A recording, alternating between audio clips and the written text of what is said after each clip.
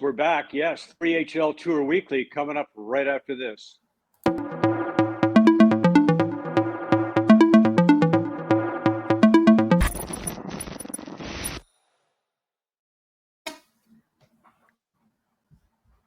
It's like PTI, right? Oh, we're back. We're back. Here we are. Yes, indeed. Hi, everybody. I'm Joe Tilley, along with Justin Fox. Justin is the founder and president of 3HL Tour, and things are ramping up. Justin, we're pretty excited. And you know what? We wanted to talk this week about the 3HL deck, which is kind of like a couple of pages that talks about the 3HL and puts everything into perspective. And it's pretty impressive when you look at it. Here we go. I mean, so it's just a quick little deck that we put together, a couple of us, to essentially outline what the 3HL is to all kind of potential parties. It's sort of a touch point that we're sending out. So it's good to, maybe a good starting point to talk about or talk on today. But yeah, basically it's just kind of, we've talked a little bit about. You want me to go through the deck, or how do you? Yeah, let's go through it. Go through it. We're seeing this on the screen there. Wayne Gretzky, of course, the greatest of all time, talking about how he likes 3-on-3 hockey, best thing the NHL has done in 30 years, and who knows, down the road maybe the 3HL will take over the NHL. I mean, those are pretty lofty goals, but that's goals, definitely in our ambitions, right? So yeah, sure. Exactly, and I mean, why not have lofty goals? Exactly. And I mean, even just, some of the things we talked about last week about the fact that, 3-on-3 is potentially going to be in the Olympics, right, as a standalone sport. So, I mean, if we can send some of our guys over to represent their, whether it's Canada or other various countries, I think that'd be pretty exciting too. But one of the things that I think, we want to touch on in this is that obviously the sports technology market, there's huge sort of tremendous growth opportunities there. It touches on a lot of different things, but really about the improvement and engagement of fans, and talk about data driven decision making. That's really what the tokenization of the teams and the whole kind of engagement of fans on the blockchain will allow for with the 3HL. So really sort of talking to that point, we talk about some stats that matter. I mentioned the IIHF and the Olympics. So the IOC, sort of talking about potentially 3-on-3 being in the Olympics, but they've already started rolling out a number of events and tournaments and different things at various, age levels and, skill levels across the globe. So there's huge interest there. Talk about, the crypto side of things. The projected global crypto users is projected to be 1 billion by the end of this year. So I know it sounds kind of crazy. We're probably about 100 to 200 million, but there's expected, almost call it a 5 to 10x growth in crypto users by the end of this year. You're going to start to see a lot of people widespread adoption. A lot of people are getting in a lot of these platforms, and they're looking at, early stages, Bitcoin, Ethereum, maybe some of the other, XRP. Well, it's delisted right now pretty much across the globe, but you've got other, sort of secondary tokens or coins, but really the crypto space is much broader. You've got NFTs, you've got things like what would be an FT or a security token that backers facilitates, and how users can now integrate with each other or engage with each other and engage with, entities that they're invested in is going to grow tremendously. So that's kind of what we're talking about here with, projected crypto users and the adoption of crypto technology and understanding blockchain technology. It's going to explode. And obviously the 3HL is here to take advantage of that. Some other stats, obviously 1 million plus players play 3-on-3 hockey globally, at all levels. We've got quite a bit of a reach, about 100K.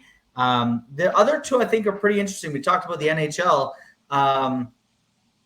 The percent chance, this is based on a study, so a smaller sample size, but I think they looked at about 40,000 hockey players at sort of a certain level in Ontario. So again, very much a smaller sample size, but they looked at the statistics of the percent chance to play in the NHL. And these are the percent of players that play hockey that will actually make the NHL. So if you notice, it's 0.1%. So there's a large percentage of really, really good hockey players that just for whatever reason are not playing in the NHL.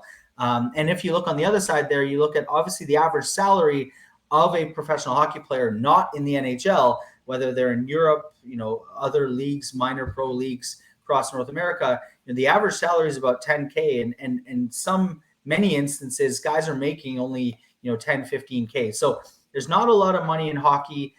We want to kind of change that or offer another opportunity for players to play professionally, 3-on-3. It's exciting. There's the whole crypto aspect, and to make some money, comparable with some of the leagues right now, obviously with an aim to grow over time, right? So that's kind of where we're at with that. Any questions, class? Well, yeah, I was just gonna, if you pull it back to one. Pull it back to the other one, yeah. Pull it back to the other. A couple of questions I have here, Yeah. First of all, yes, for the 1% of players, at a reasonably high level of hockey, are going to make it into the NHL. That's a tenth of a percent, not even 1%. It's a tenth of a percent. A tenth of a percent. There you go. Right. Yeah. Good. So good catch. So a tenth of a percent of those who are playing, who have aspirations of making the NHL are going to make it. So it's a very small number. Right. This is in the 3HL tour. This is it's an opportunity for people who have been overlooked for whatever reason in the past. I mean, sometimes it's a political thing. Sometimes it's like the coach's son got the look over you. I mean, there's lots of things that happen as you're climbing the chain. But this is another opportunity for people with skill, speed, talent. It's going to be showcased in the type of league that we've never seen the likes of before. We've seen 3-on-3 hockey. What happens in 3-on-3 hockey? We see the coaches throwing out the most talent they've got on the team on the ice at one time, speed, and it's speed exciting. And creativity, right? Oh my God! Yeah. The stuff you see on the ice is phenomenal, and we're going to see that, every minute of every game. So this is going to be very exciting. The salaries, the salary opportunity. I mean, in the beginning, let's face it, this is going to be something that's going to be growing, but who knows how this is going to go? It could grow exponentially. I mean, these guys could be making some serious dough in a very short period of time. The projected global crypto users, 1 billion, like that 1 billion, that is growing. That with the crypto business is let's face it, is growing, and it's big. And this the combination between the backers and and team ownership and team support. This is something that we've never seen the likes of before. We don't know where this is going. We have no clue how this is going to take off. But chances are it's going to be, we're looking at something different before. We've a lot of sports fans have been involved in fantasy sports leagues. But in this case, you're actually involved in a sports league where your opinion, your investment matters. Like, you actually have an opportunity to have a say in how your team operates. You have an opportunity to have a say in who gets involved with your team by getting the information on social media, by however you want to do it. So this is going to be a completely different way of doing it, like we've never seen before. And I mean, that's part of that. That's part of what excites me about all this too. I mean, the sky's the limit. The landscape is changing all the time. So tell us a little bit about backers. Well, that's exactly. I mean, so it's just sort of like we call them fan shares, but essentially it's sort of fan owned and operated, right? Powered by backers.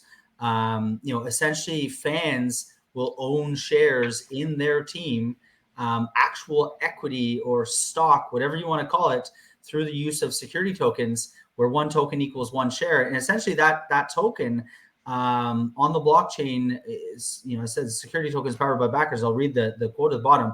3HL teams will be able to go out and raise capital. So this will be a great way to get an influx of cash for that first couple of years of operations for a team to get out there and operate and be able to put on a show, make sure that everything's happening, right? All the teams across the board and the league for that matter will be able to raise capital in this way by selling essentially equity or partial ownership to their fans, where one token equals one share, which is, as you just mentioned, Joe, is creating an opportunity like no other to basically engage with fans, facilitating obviously the loyalty. We talk about sort of the fantasy aspect, where it's literally fan controlled or fan owned and operated.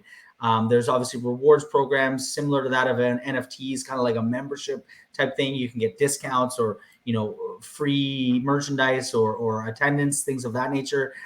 You've got obviously the gaming functionality, like return on investment. So there's a portion of the actual winnings that the team wins will be distributed through smart contracts on the blockchain, will be distributed to the shareholders, which includes the fans. So it's like a dividend coming out, so imagine, putting money on the Leafs and getting, $1 payout just because they won, right? Or owning, a small portion. It's sort of, it really gamifies that aspect of fandomship, I guess. And then you've got, as mentioned, so a percentage of the payouts, ongoing interactions and decision/voting on team operations and management. So that'll start off, we'll ramp that up slowly, but yeah, well, that could go anything from, the fantasy aspect of who are the players that are going to be playing that week, who's the GM, who's the coach, salaries, things of that nature. We can start to really have fan input directly through the use of, a simple app on a smartphone where somebody can just literally click yes, no, yeah, we want to do this, or, they can be involved and engaged at any step at any, time throughout the process. And really change the dynamics of fans and how they interact with their team. I mean, the whole idea of backers and the concept came to me, probably 6-7 years ago when the first kind of launch of the 3HL, looking at the Green Bay Packers, you've got, 300,000 shareholders, and they just have a share certificate that has no, actual tangible value or monetary value. Other than just that shows that they put money into the team and they own a arbitrary share that they can't even trade. With backers now, fans will be able to buy that share. It'll be on the blockchain. There'll be that engagement, and then there'll be that liquidity long term, where when we build up the secondary market, fans will be able to buy and sell, ownership in their teams, their favorite teams. Both on the 3HL tour and other corporations, potentially other sports leagues, potentially other sports teams that would see the value in having their fans be owners on the team. So it's kind of a really exciting time to be a part of. We talked about the billion adoption rate and that hockey stick kind of adoption that you're going to see. I mean, if it's over the next 8-9 months, you're going to see almost a 5x kind of increase. You're probably going to see that continue into 2023, and so it's going to be huge adoption there. So exciting times, from a technology back end for the 3HL. Excited to get out the fans and put on the excitement on ice, which we'll talk about in sort of the next slide. But obviously we're going to be live streaming the events, so fans will be able to catch the action on all of sort of our current channels. But we're also working with some of the larger, more national distribution partners, specifically Sportsnet right now, to discuss putting or live streaming our events, so the broader national, I guess, audience will be able to see that. So that's the one part. But the other cool thing obviously is the events. I don't know, we'll go to, is anyone watching that has questions? I feel like we never really ask the audience. I don't know. Do you do a lot of the live when you're doing your show, Joe? Do you ask the audience what their thoughts are or what their input is? We generally do the show live to tape, so it's right. We can't do it that particular way. But we have done live shows before, and there are questions that pop up from time to time. But what I think is the best thing to do is if you have any questions at all, send them in. Drop us a line on any of the social media sources, and we can address that question in the next show or comment. So let's to go on with the format. This is so exciting because it's like combination PGA tournament, NCAA tournament, which is happening right now, and you can have.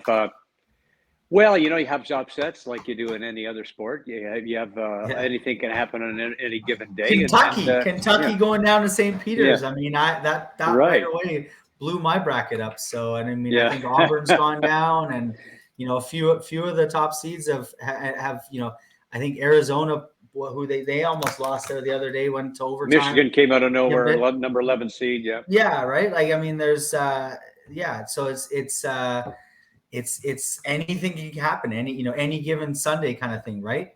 Mm-hmm. And that's kind of the excitement. So, yeah, I mean, to sort of touch on it, we've combined obviously the week to week tour style event, like the PGA Tour. So that's hence the name, the 3HL Tour.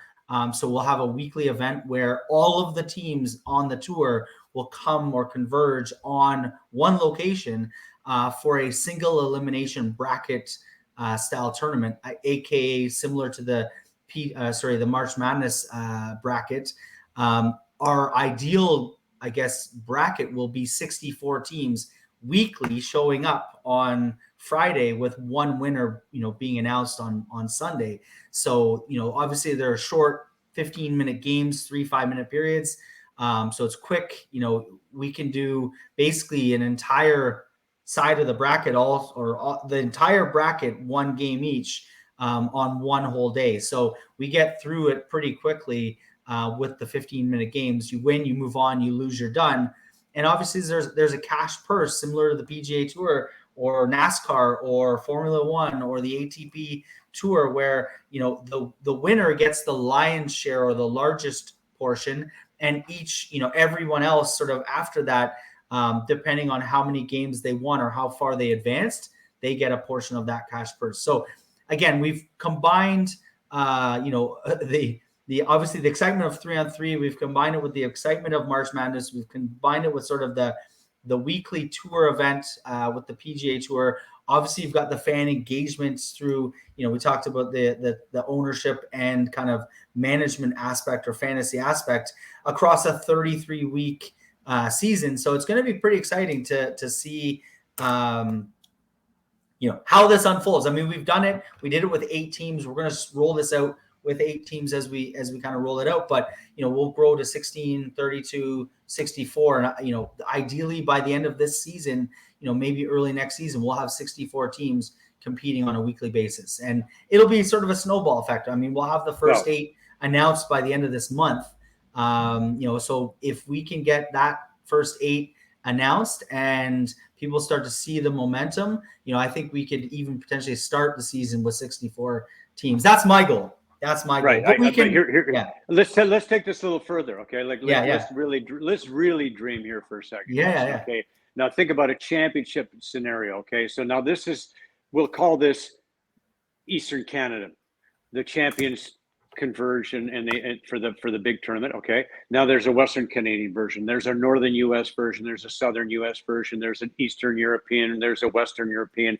They all have these events, the 3-on-3 tournaments. They each have their own 64 team bracket that produces one champion. And then, champion from all these regions converge on the overall world championship. And then you've got your tournament from there. So I don't know, there could be 20 regions, there could be 24, there could be say 32 or 36, 32. Yeah, right. 32. Yeah, 32. So anyway, there's a lot of ways that this is going to expand. Yeah. It's super exciting. Yeah. I mean, this is your start. I love how you're sort of going off on the sports mindset there. I mean, ideally they can go a couple of ways. One, we could have regional events. We've discussed that. The other version is we have 64 teams represented, across the globe showing up weekly, right? So all of a sudden you have, Tokyo playing Toronto, right? Or London playing Las Vegas. Or they could, but even if they stayed in their own region and then came to the championships at the end of the day, where 64 regions worldwide, say for example. Yeah, exactly. And that's something that we're going to start to discuss. I mean, because the travel could be an issue. So we if you have the end of the year tournament where there's 64 regions converging on one location and having the ultimate world championship tournament. I read it. It's funny. I read a thing, the U.S. is the only, or North American sports are the only sports that play arguably in one country and call themselves world champions. But anyways, I mean, the cool thing is that, I mean, there's a couple ways we can expand this, but, the idea is that, guys play, let's say on the PGA Tour, they'll play in the UK one weekend and they'll play in Toronto the following weekend, right? The British Open is followed by the Canadian Open, every year, right? So guys travel across the pond there a little bit. So there's, because it's a weekly event, it's Friday to Sunday, they've got 4 or 5 days to travel, right? So they can get pretty much anywhere globally between events to kind of go from event to event.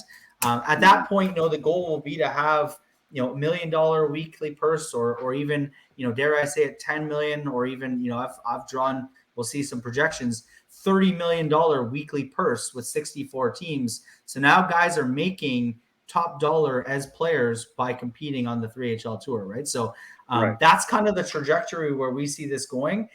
So sports fans, if you're excited to see an exciting or be a part of it, I mean, this is now an opportunity to get in sort of at the ground level. Reach out to us if you're interested in founding a team. We'll talk a little bit about what a team founder looks like, but we'll see how this unfolds. But another point I want to make is, like, how the NHL has been, NHL, NFL, the big leagues are reluctant to make their leagues global. Because of the travel, because of the issues involved with travel and everything else. This would be no problem for the 3HL. Exactly. No problem at all. This could happen so easily, and I can see this happening, like having an actual world championship in no time at all. All right, let's move on. Exactly. Cool. So, I mean, people always ask who we are. No, what is that kid song? People always ask us. So anyways, but people always ask who the players are, right? Like, who are the players that we're targeting right now out of the gate? Throw this up here. It's kind of an interesting little tidbit. It kind of accentuates the type of players that will play on the 3HL early going. Obviously, once the purses start to grow, obviously our ability to attract bigger, better, faster players potentially, from other leagues will increase. But I think right out of the gate, we'll be competing, with sort of, as I said, that minor pro or a step down from the NHL, with guys being able to make, maybe anywhere between sort of 10, 20, 30, 50K annually, maybe as much as 100K right out of the gate. So basically players are typically, 18 to 35, obviously come from a wide range of experience, all the way from junior to sort of all levels of pro. Obviously, I said this already, with the purse money growing, attracting better players, the level of player will grow to the point where the 3HL will be the choice for pro hockey. So that's kind of our goal. Throw a couple names out here that played, in our previous go round, sort of prior to 2018, 2019. Guys like Rob Quitt, Memorial Cup champion, drafted to the NHL, kind of has, bounced around a little bit for various reasons. From what he told me, they looked at him to be a fighter, wasn't really keen on that, and so kind of got pushed out. But he looks at his family has a pretty successful business, and so he's kind of like, hey, do I want to run around on a bus, trying to, not making a lot of money, probably not really going to make it all the way to the top again.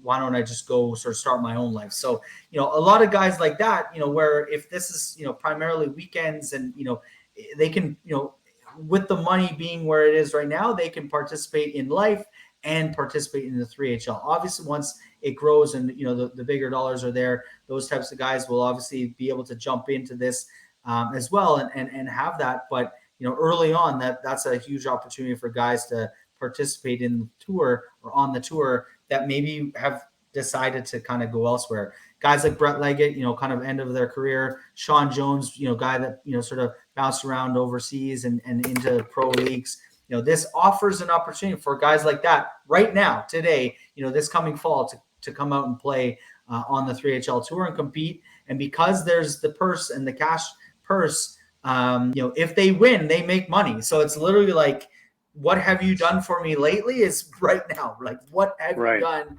today? Right. What are you doing this second? Not, I mean, I read a thing that, contracts are for what you've done, right? On some of these, you look at some of these huge contracts that guys are signing 6-year contracts near the end of their career. It's really about who they were. And, I don't know, it's maybe unwritten. Certain teams get saddled with these, but this is really, you have to prove, your skills game day, right? And if you can't compete and your team's not winning, well, guess what? They're probably going to replace you with someone else. So and it's I'll tell you exciting. here, I'm going to give you, like, we're moving on to team founders. That's good, because I want to Okay. give you a scenario. Like, if I'm a guy who's like a former scout or a current scout in the NHL or a current scout in the OHL, and I'm starting to think that in a different direction in my career choices, for example, I might want to become a team founder. I might want to combine with somebody as a team founder, and using my connections to the amount of talent that I've seen play this game that aren't getting the opportunity in NHL for whatever reason, size, whatever. But I know these guys have skill. They would be great 3-on-3 players. Then that's the kind of guy that I want to be connected with as a team founder, right? Yeah. So, I mean, team founders, you kind of hit the nail on the head a little bit. Right. Team founders are, I think, come from maybe a couple of walks of life. Obviously they can be community organizers. Or Steve Jobs. Well, yeah, Steve Jobs, exactly. So you mentioned people that are, involved in hockey that maybe run hockey schools, camps that, have a very wide audience or reach of people that they know in the community. They're scouts, they're, coaches at various levels, right?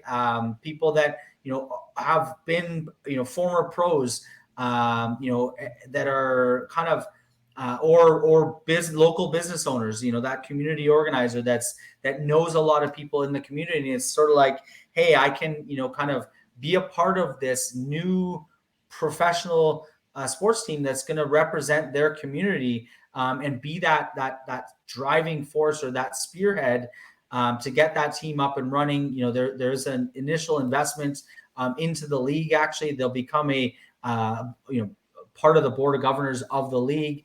And then they need to go out. They need to raise capital using the backers platform, raising capital, selling the security tokens to the fans, raising that initial wave of capital, engaging with the fans, and then going out and scouting and developing players. Because I guess, a lot of people ask me, how does a team or investors, in a team founder or any of the investors, the fans, how do they make money, or how, what's the return on investment? We talked about the dividend and sort of that like cash flow through from the money being earned, but it's also the appreciation in the value of the team. I mean, you look at some of these junior sponsorship, there's all kinds of stuff that comes into play. Exactly. There's a few, but the main revenue stream is going to be the cash purse, right? The cash flow will come from winning. And if you're putting a good product on the ice and you're winning events, you're going to be winning money. And that money will come back into your team, into the investors, into the players. And obviously you'll be able to disperse that and be able to grow your team. So it's really about the league from a league's perspective, the tour perspective, where our goal is to grow the purse, which then will allow the teams to go out and bring on bigger, better players, so they can make more money and grow their team as well. So it's really, there's the excitement for the fans, because now they know the players are out there competing hard every single, week in, week out, and competing to win, right? And if you watched it the first go around, which I know you watched a few of the events, and I was on CTV. That's actually just got a post on Facebook of remember when, not too maybe a couple of weeks ago. Remember when it was sort of when I was on the show there with you, but week in, week out, some teams didn't show up that were arguably on paper much better, and they didn't show up and they lost, right? And to teams that, on paper had no business even being on the ice with them, right? Like it was interesting to watch the dynamics at times. So it's exciting. We've been talking. I've been sort of, on calls with a number of different people. Like I said before, we're just going to roll out our first 8 teams at the end of this month. We're just finalizing a couple of those, and then our goal is to get to 64 by the time the season starts in the fall. But the first 8 will definitely be announced by the end of March. And then, if you're interested in, being a community organizer, you're a former pro, you're a local businessman, you have a connection into the hockey world, hockey people, and you want to be that sort of catalyst to bring a pro sports team to your community, this is the chance. This is the opportunity. I mean, I don't think opportunities come like this. They're very few and far between. I mean, if you wanted to buy, a new NHL franchise, look at the Kraken. It was probably, $1 billion, right? So So I'm Yeah. going to stop you right there because it's not few and far between. It just doesn't exist. It doesn't Okay, exist, this is right? it. All right. Exactly. This is it, right? So Yeah. So exactly, this exactly. is pretty cool, and yeah, this is like you said a great opportunity because to me it's a can't miss proposition. It really is. Exactly. I mean, especially at this point, I Okay. mean, there's a very limited early investment, into the league. But yeah, I mean, and reach out if you're interested. We can talk about Okay. that. It's going to grow over time, but right now, we're excited to bring on the first wave of founders. If somebody's interested in being, a franchise owner or team founder, that to put a team that represents their community, their city, their town, whatever on the map, and to participate on a weekly basis and compete for glory on the 3HL tour, then be sure to reach out to us, I guess. Right. With that being Okay. said, There we go. that being said, host cities. So I've actually had a bunch of conversations with a couple mayors, different, tourism boards, all these different people, conversations galore. And so is Ari, and so are some of the other, people in the team here, working with, potential host cities. But really, the idea is host cities similar to, again, where it's a tour, more similar to things like, talk about like provincial championships or, the Olympics or, the ATP tour, PGA tour, Pan Am games. What we're really building is, and I've got this sort of like bring a circus type feel for the opportunity for communities to join in and enjoy the excitement while hosting, thousands of participants and fans as the tour kind of, comes to town. So completely different than sort of your traditional team sports model, at the highest levels. It's really, someone mentioned this on the phone to me. It's really, it's like, individual sports. We've almost taken the PGA Tour, ATP Tour model, and we've made a team sport version of it. So, the dynamics will be interesting. We've done it already done 15 or so events. The fans love it. The players are there. They're excited. They're there for the, sort of the whole day. They're mixing and mingling. There's definitely a different vibe. And then from a host city perspective, we look at some of the things like, hometown hockey or some of these other like programs where they go from venue to venue. They are able to get, thousands, tens of thousands of people to show up and watch pro athletes, just like we did, when we went to some of these smaller venues. So we're working with the host cities to put in a bid. So again, if you're interested as a community organizer, maybe not to run a team, but you're interested in having an event come to your city, and put on a 3-day show, and excite the fans, entertain the fans, and obviously be broadcast nationally, reach out. Feel free to reach out. Questions from the audience? No, just how do we? All right. Anyone? Yeah, no, Joe. Yeah, what are your thoughts? What I don't know. What are your thoughts on this? No, I think you covered it pretty well. Let's move on to the next deck. Okay, let's see what this one. So, same idea. I mean, we're going to work with some of our partners, but the idea is, obviously it's a tour, so you've got sort of that event title sponsors. I know, I worked in sort of the sports hospitality realm for a few years. The Canadian Open. It was Bell Canadian Open. I think it changed from whatever it was prior to that. So they, there's Bell, RBC. It's been a few RBC. Yeah, exactly. Right. And so you've got, the ability for major corporations to now step up and be title sponsors of these tour events as we go from venue to venue. So there's definitely an opportunity for, branding, marketing, opportunities, both at the team level, which you kind of alluded to earlier, and at the league level. Kind of like, Tiger Woods wears his Titleist hat or whatever he wears, Nike hat. I always say Titleist, but it may not be Titleist. Who knows? On Sundays he gets Titleist and Nike. And Nike, right? Nike clothes, Titleist balls, yeah. Right, exactly. So, and then you've got, the tour, the John Deere Classic, right? So there's really, opportunities at all levels for corporate participation, hospitality, and engagement with, with the community and the fans, both, locally on site at the event, but also, broadcast nationally, to the fans. So again, I've sort of pulled up a couple examples just of, comparable type examples of other sports that have similar type opportunities. This is something that I think a lot of people are going to, go, and their, jaws might drop. But this is, ripped from, kind of went through some of the numbers, but the 3HL Tour obviously is going to kick off our next season this fall with a minimum of 8 teams. And as I've said, a few times on this presentation, we're going to ultimately grow it to a 64-team weekly field with, expected cash purses to rise from sort of the 30K weekly to $1 million plus weekly.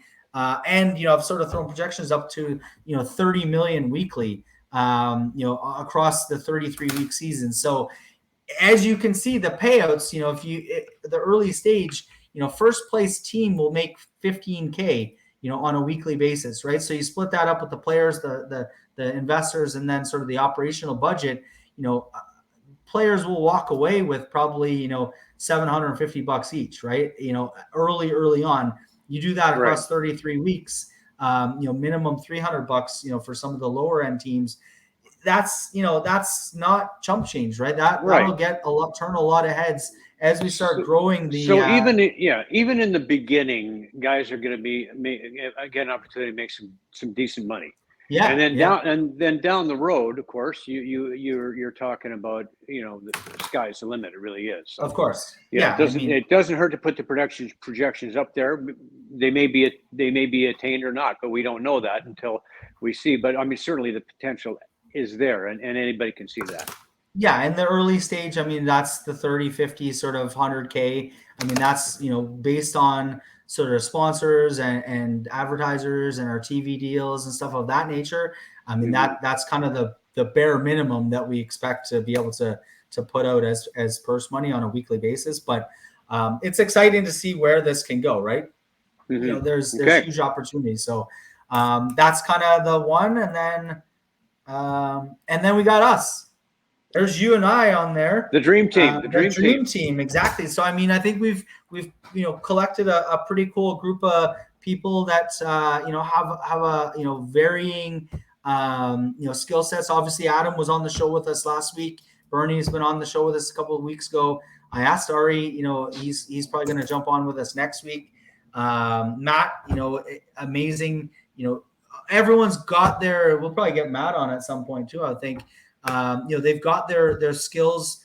Bernie, obviously former NHL superstar, as we'd like to say, future Hall of Famer. I think we're going to try and get him. Well, it should be in the Hall of Famer. Right? Let's work on that, because let's face it, you don't score 70 goals and not make the Hall of Fame. Yeah, nobody else has done that. Nobody else has scored 70 goals and not made the Hall of Fame except for Bernie Nichols. So wake up. Exactly. So we got to push for them. You got Adam and Ari and obviously yourself, all various, experience in sort of the sports industry. Yourself, obviously broadcaster and a number of different things. Adam sort of, we're working with Adam and Sportsnet on sort of the broadcasting side. He's producing our commercial with the production studio. Ari obviously is working with myself and we're kind of working with the team founders and some of the partner organizations, the cities, communities that we're going to be playing in or representing. And then Matt, obviously is sort of comes in from a marketing and advertising experience. It's going to start to help and work with some of the larger sponsors and obviously the Sportsnet deal and stuff like that. So definitely, and Bernie's obviously reaching out to a lot of the people he knows, working with some of the team founders and kind of lending his insight into the hockey world and everything that we're doing. So yeah, it's a pretty cool team. I mean, we meet weekly, and hopefully we're that team's going to potentially grow, and we'll bring on other members. I know there's some talk about some other members joining, so it's exciting. But there it is. That's the dream team, as you said. Yeah, well, I would say that this is a pretty good start, and from here we will grow, and we will get bigger and better, and more people involved, and yeah, can't wait to get things on the move here. So yeah, this fall, it's exciting. HL Tour. Kicking 3HL. up. Coming up. Exactly. That's your line. That's your line. Yeah, no. Yeah, So it's exciting times. There's a lot of moving parts, a lot happening. I get a lot of questions about, different things, but it's exciting. So we're excited to, kind of roll this out. There's a lot that people, a lot of questions people have around the, the tokenization, obviously the engagement, that's very new. Obviously 3-on-3 people are understanding that. The first time we kind of went at this, pre-COVID, there was a lot of questions, 3-on-3, what is it? But I think now people understand it. The March Madness, I think, once people grasp, we'll get people filling out the brackets and have that kind of aspect to it on a weekly basis. People will be like, oh, okay, that's good. I'm going to pick, London versus, Hagersville, or I don't know, whatever, the communities that are represented. And so it'll be pretty exciting that way. So then when we bring 640 players and entourage, 1,000 participants, to an event, right? To your community. Right? And we're there Thursday, Friday, Saturday, Sunday, participating in events, and we'll have some, weekly open tryouts and pro-ams and all kinds of different charity engagement and different things. I mean, obviously with the board there, we talk about, different charitable, opportunities. All those things are going to come to fruition as well. All right. Well, that's it for this week's edition of 3HL Tour Weekly. For Justin Fox, I'm Joe Tilley. We'll see you next time. Awesome.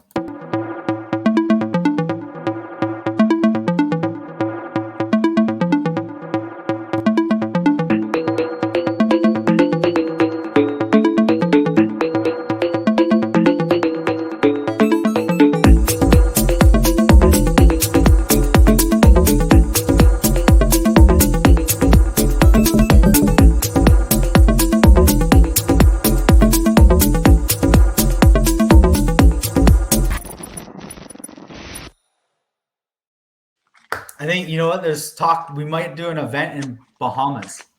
Okay, let's do it. Yeah.